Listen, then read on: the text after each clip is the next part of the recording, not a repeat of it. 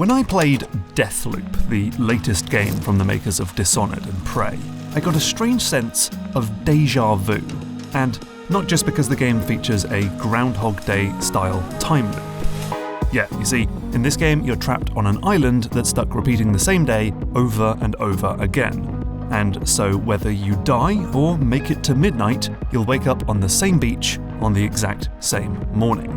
The only way to break the loop is to track down and assassinate 7 elusive baddies. Oh, and for it to count, you've got to kill them all in the same loop. So no, the real reason I got déjà vu is that the whole premise strongly reminded me of another game, one of Arkane's own actually. You see, back in 2018, they released a wonderful piece of DLC for Prey called Prey Mooncrash. Mooncrash takes place in an infinitely repeating simulation of a lunar base. And so whether you die or the simulation runs its course, you'll start the whole thing over again. The only way to complete the simulation is for each of the 5 characters to track down and use the 5 different escape methods. Oh, and for it to count, you've got to do them all in the same loop. Yeah, sounds a lot like Deathloop, right? Sure, they couldn't be much further apart in terms of tone and style and story, but the underlying gameplay structure is very similar. And that's no bad thing, of course. All games are built on what came before, especially games made by the same company. And I think bonus content like this can be a great way to experiment with new ideas and concepts, and if they're good enough, they can be improved, expanded, and fleshed out for a fully featured release. But that's not quite what happened with Deathloop.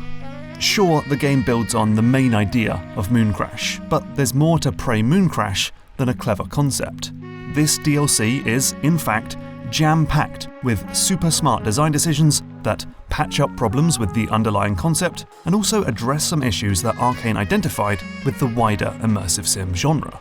But Deathloop seems to ignore pretty much all of them, which actually leads to some of my biggest gripes, frustrations, and disappointments with the game.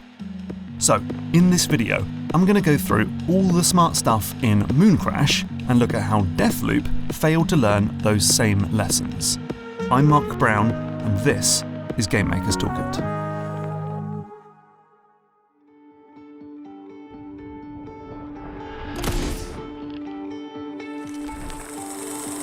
Okay, so according to a GDC talk, Prey Mooncrash came about because the team at Arkane was obsessed with roguelikes. Games like Darkest Dungeon, Risk of Rain, and Dead Cells. So they wanted to make something with a similar vibe. Now, one of the key aspects of a roguelike is having randomly generated levels. Even though you're repeating the same game over and over again, the jumbled up level layouts keep things fresh and surprising. But this is something that's a lot easier to do in 2D than 3D, especially when you want to make highly detailed environments with the same level of quality as a game like Prey. So the moon base isn't randomly generated. It's the exact same layout every time. There's a giant crater hub, a crew annex, a mining quarry, and a lab, all with the same floor plan and room locations from loop to loop. But that doesn't mean every run is identical, because while the overall layout is the same, there are many smaller elements which are, indeed, randomized from run to run. The biggest one is environmental hazards that can affect those areas, which includes raging fires, a radiation spill, and electrical failure. You might also see changes in the architecture, so a tunnel could be destroyed or a staircase might have fallen down. And the tram network may be perfectly functional on one loop, but then a specific station is inaccessible on another.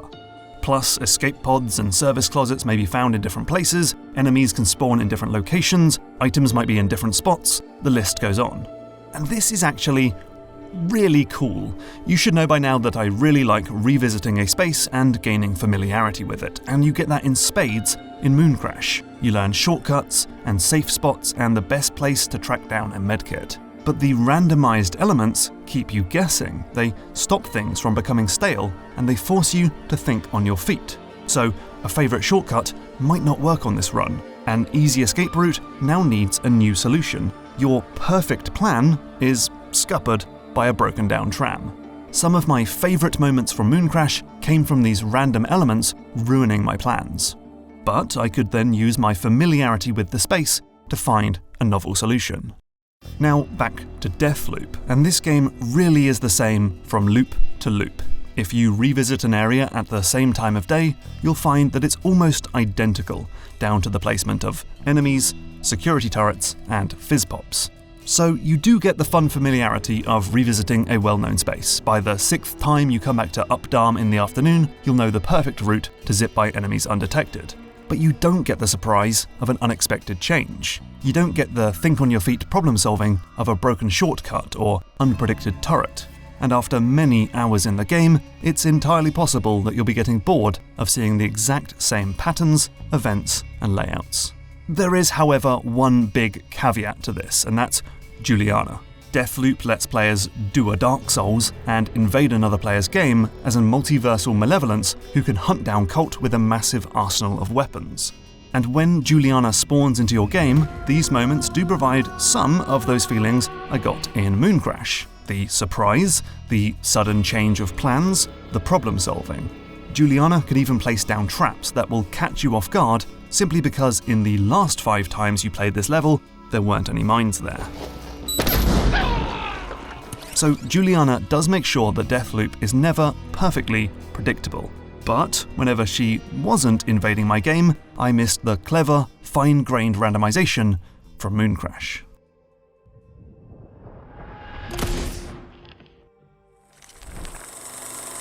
So Mooncrash really bent the roguelike rule of random levels, and it does the same for another key directive, permadeath. The idea that when you die in a roguelike, you're sent back to the start of the game and all your progress is reset to 0. Here, the designers took inspiration from more friendly entries in the genre, like Rogue Legacy, and actually let you keep some stuff between runs.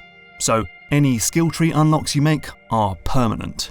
Finding blueprints for items means you can buy a new copy at the start of your next loop, and you can stash a permanent currency that you can spend on those items. Now, I've talked before about my displeasure with such permanent progression in roguelikes.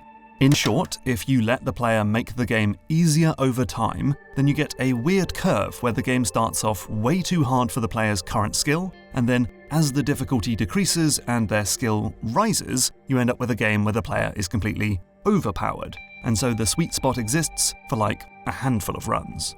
And that could have absolutely been the case in Prey Mooncrash, but the developers do something really clever to account for it. You see, the game has a list of objectives to complete, like unlocking different escape routes and completing story missions. And when you finish a certain number of these challenges, the game amps up the difficulty level. Finish about 25% of the missions, and you'll start seeing radiation and fire hazards. At 50% completion, the time limit will shrink, and at 75%, you'll start seeing random dust storms in the crater. And so while you are making permanent progress that absolutely makes the game easier for yourself, the game is fighting back and making things harder. There's a sort of balancing act, but the game isn't crushingly difficult at the start of the game, but isn't a complete pushover at the end either. And if it works perfectly, it should keep you in an ideal flow state of difficulty for the entire experience. Of course, it doesn't work perfectly. It's still very easy to get overpowered, and by the end of the game I had so many sim points, I could go on a super weapon shopping spree before every run. That final mission to escape with all 5 characters in a single loop was so easy, it was completely anticlimactic. But for a lot of the game, it was ratcheting up the difficulty in a neat counterbalance to my own skills, familiarity, and unlocks. And, I mean, it certainly did a better job of it than Deathloop. So, just like Mooncrash, the majority of stuff you find in a run of Deathloop will vanish when you wake up again in the morning. Weapons, stat boosts, and even those Dishonored-style superpowers will leave your inventory and need to be replaced. But you'll soon get the ability to infuse your goodies, which makes the item permanently stay in your arsenal between loops. And so, pretty quickly, you'll find yourself with a really powerful collection of guns, trinkets, and slabs that you can use on every single loop. But unlike Mooncrash, there's no obvious counterbalancing system here.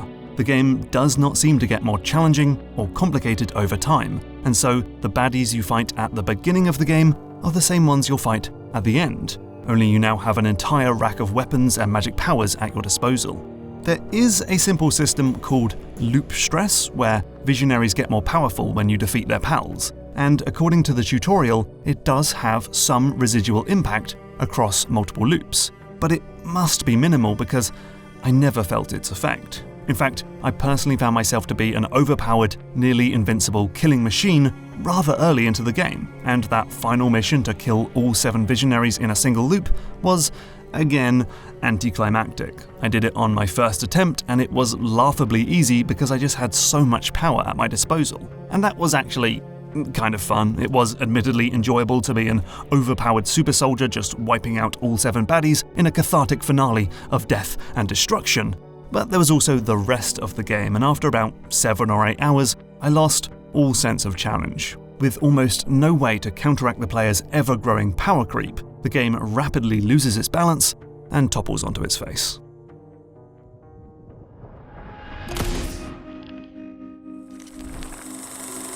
So this one is going to be a bit more contentious. There's one more thing that Mooncrash took from roguelikes, and that's pressure. You see, if you stick around in a Spelunky level for too long, you'll face an invincible ghost who will either kill you or chase you out of the level. Designer Derek Yu said he added the ghost because he wanted to force players to make difficult decisions and experience both the satisfaction of choosing correctly and the regret of choosing poorly. And almost every roguelike has a system like this, from the fleet chasing you in FTL, to the hunger system in Don't Starve, to the timed doors in Dead Cells. And I think it's pretty apparent why it's needed when it's not there, like last year's Returnal, which gives you no incentive to hurry up, and so you can end up spending hours joylessly scouring every level for the perfect gear. Anyway, Prey Mooncrash has its own take on this, the corruption meter. Over time, the simulation becomes more and more corrupt, which makes tougher enemies spawn and makes computers harder to hack, and so on. And when it bottoms out, the loop is forcefully reset. Now, this feature did get a lot of pushback from players. Just like every time limit, a portion of players found the pressure frustrating and anxiety-inducing. And I will admit, it's not the best implementation of the idea. Having the game just unceremoniously kill you when the timer runs out is too harsh of a punishment. I mean, having to play on Corruption level 5 is reason enough to speed up. It doesn't fit perfectly with a game that has much slower elements like stealth, exploration, and environmental storytelling, and it kind of breaks a system I'll talk about in a sec. But I do think a certain level of pressure is worthwhile, because if we look at Deathloop, which doesn't have anything like the corruption meter, you can often find yourself in situations where you have killed absolutely everyone in the level, and you're wandering around by yourself, picking up residium and item clues and trinkets and more, which isn't the most exciting way to play the game. Again, there are some small features that go in this direction. There's the wake-up challenge at the complex, where you have a couple minutes to find boxes before they go boom. That's a nice reward for putting pressure on yourself. And okay, overall, this wasn't my biggest gripe with Deathloop. I wasn't yelling out for a time limit, but I do think the corruption meter added some really interesting wrinkles to Mooncrash, and it's a shame that Deathloop didn't iterate on the idea.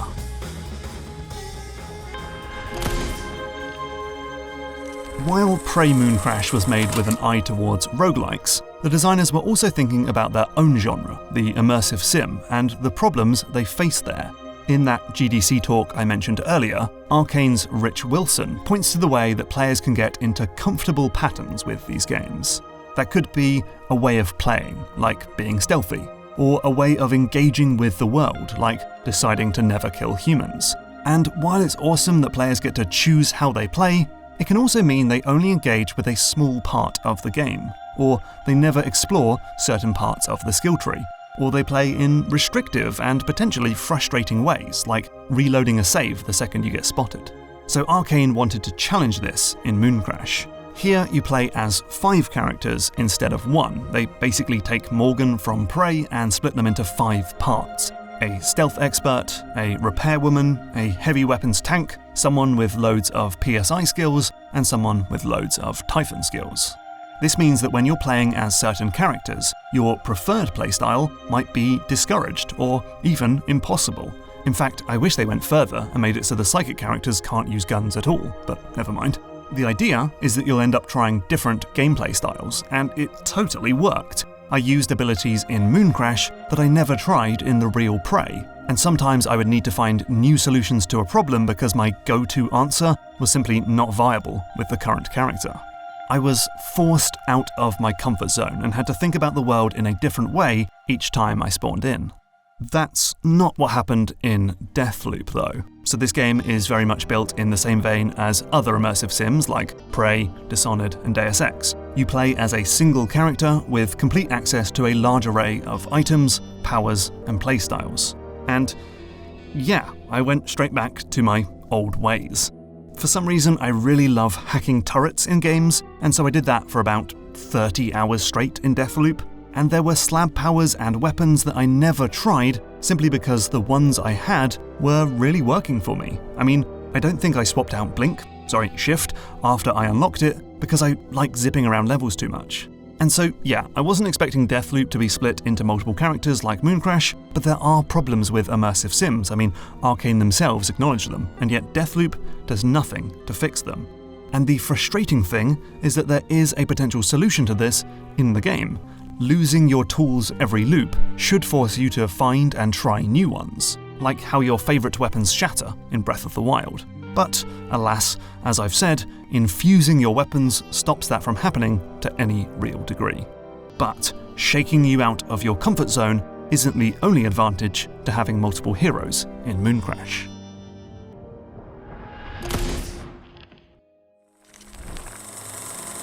So here's how the game works. You try to escape as one character.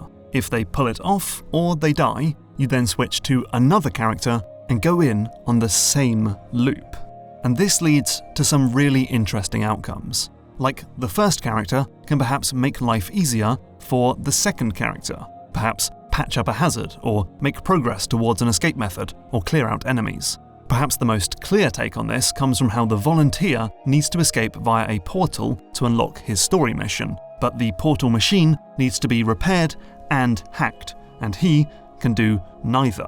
So you'll need to repair it as the engineer, then in the same run, hack the computer as the custodian, and then in the same run still, enter the portal as the volunteer. It's clever and has the feeling of playing a co-op game with yourself.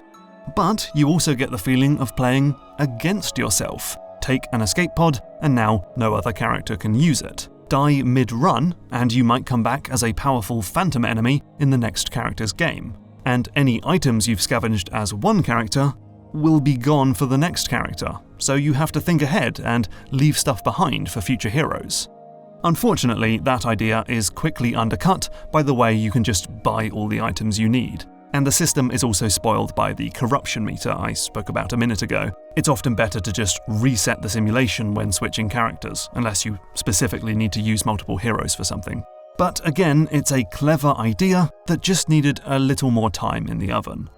Deathloop, of course, doesn't have this by virtue of only having a single character, but it does have something along these lines. You see, each day is split into 4 time periods: morning, noon, afternoon, and evening. And so you might visit Updam in the afternoon, when Charlie Montague's real-life video game is accessible, only to come back later on in the evening when Alexis Dorsey's party is in full swing. And so making changes early on in the day can have a knock-on effect later. Turn off the power in Otto's workshop in the morning, and it will be accessible later on, rather than a sizzling heap of ash. It's along the same lines as that portal fixing relay from earlier. But unfortunately, it's pretty limited to some specific story beats and puzzles, so that feeling of playing with or against yourself is not quite the same as Mooncrash. Like, loot all the fizz pops in the morning at Carl's Bay, and they'll be back in the afternoon. Kill every single baddie at noon, and there'll be a fresh army to kill in the evening, and so on. I mean, it makes sense, the system for tracking all this stuff would be maddeningly complicated, but still, it's a little disappointing when you consider the absurd cleverness of Mooncrash's multiple characters.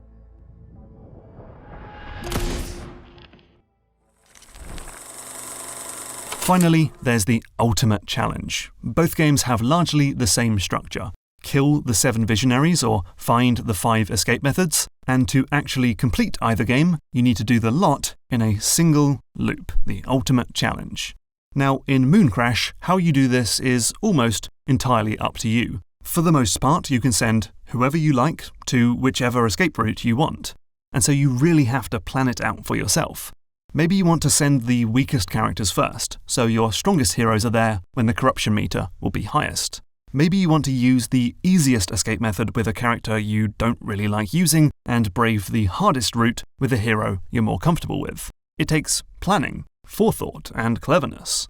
But with Deathloop, it turns out there's actually only one way to do it. Outside of how you choose to unearth Alexis at his party, there is a set-in-stone route, order, and method, and it's all laid out for you in a glitzy animated cutscene and point-to-point quest log. And that's just a lot less exciting. This has been a completely non-linear game thus far, but now it's rigidly formulaic. And while most Arkane games trust players to figure stuff out for themselves, Deathloop tells you exactly what to do. It's a shame. The entire time I played Deathloop, I was excitedly planning this final murder spree, and so was pretty disappointed when it was not only laughably easy, but also strictly controlled by the designers.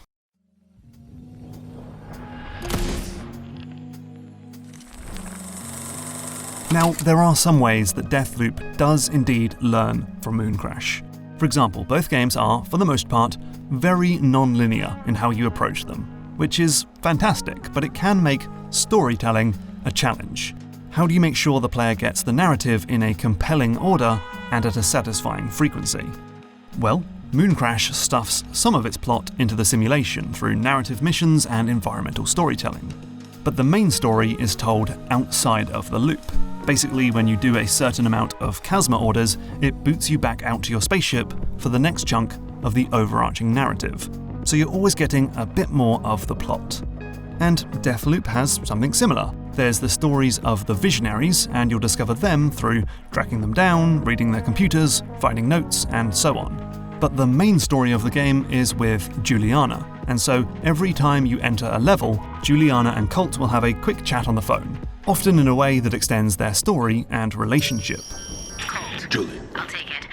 Better than some of the other names you called me. Jules? Yuck. Yeah, not a huge fan of that one either. Good. So you get little snippets of narrative all the time in a way that's ordered and frequent, even though the rest of the story is wildly non-linear. There are also ways that Deathloop exceeds Mooncrash, largely by virtue of being a complete game rather than a low-budget DLC. So, while Mooncrash's tiny layout can make it quite repetitive, Deathloop is a far bigger game, and there's an awful lot to do, with several mainline missions and lots of secrets and side quests all zigzagging through each other. There's always something new to do in Deathloop, which certainly helps relieve the boredom of repeating the exact same locations.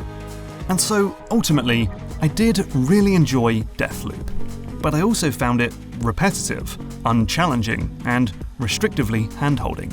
It didn't do anything to get me out of my turret-hacking comfort zone, and I don't think it really explored the full extent of its underlying concept. These are all things that Mooncrash fixed, or at least attempted to fix. As I've shown in the video, Mooncrash is far from perfect, but Deathloop should have been the time to expand and iterate on those ideas, not drop them entirely.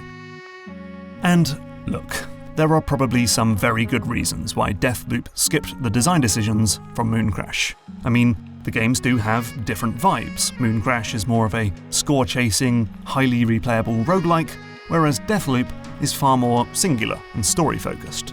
And admittedly, the biggest reason for their design departure is that while both games are developed by Arkane, Mooncrash was made at their studio in Austin, Texas, and Deathloop was built in Lyon, France. There's actually hardly any overlap in the people who worked on the two games. Plus, it's entirely possible that development on Deathloop began before Mooncrash was released. But I still can't shake this feeling of déjà vu, that Deathloop is just pre-Mooncrash, but not quite as good. There was amazing potential to take this kernel of an idea and expand it into something bigger, which Deathloop totally tried to do, but by missing the finer details, the game failed to reach that potential. But there's one final twist to this story. The next game from Arkane Austin is called Redfall, and this one isn't on a time loop, but it is split up into multiple characters, kinda like Prey Mooncrash. So it will be very interesting to see how that game takes expands and iterates on the concepts of Prey's criminally underappreciated gem of an expansion pack. Thanks for watching.